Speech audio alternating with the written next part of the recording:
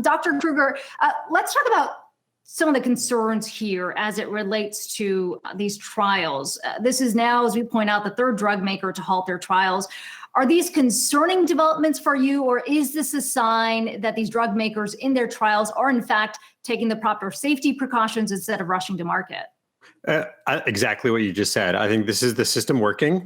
Trials like this all have data safety monitoring boards or DSMBs, and they're supposed to be cautious. We know that there's going to be bad things that happen to patients in trials. Otherwise, the patients would be sick enough to be in the trials.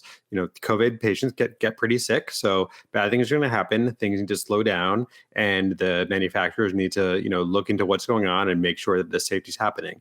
It's an unfortunate setback because it slows things down, but again, it's not unexpected.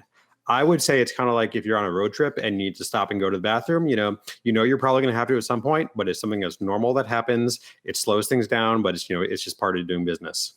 Yeah, a good analogy there. Eli Lilly's product, though, it is one that's been compared to Regeneron's antibody treatment, which is, of course, what President Trump's doctors treated him with when he was infected. What do we know about its efficacy? Not a whole lot, to be honest with you. We haven't seen a lot of data. I think there's some promising data that, on really early stuff, but until we see, big studies, until we see the real phase 3 trials, we're not going to know how well it works. Not only is this a new virus, but these sort of antibodies are a relatively new kind of treatment for this type of disease. And it's just not something we've been using a lot. Having said that, we heard President Trump now seeking emergency approval for Regeneron. He's certainly been touting it, saying that he feels much better as a result of it. We heard the CEO of Regeneron come out over the weekend saying this is a case of one, urging caution not to jump to any conclusions until their trials are completed. What do you make of the president's comments here on this issue? And would you feel comfortable with Regeneron coming to market?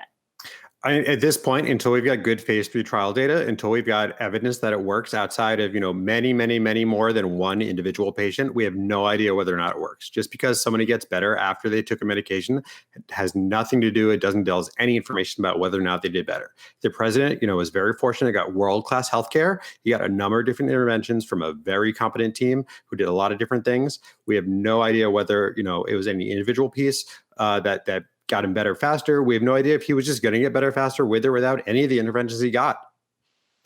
Let's talk about where the case counts stand right now. When you look at the coronavirus infection numbers at the highest level since August, particularly in the upper Midwest and Mountain West states. So we're looking nationally at an average of just over 52,000 cases a day, a 21% jump from the average 2 weeks ago, at least according to data out from the New York Times. What are you seeing on the ground there in Chicago right now?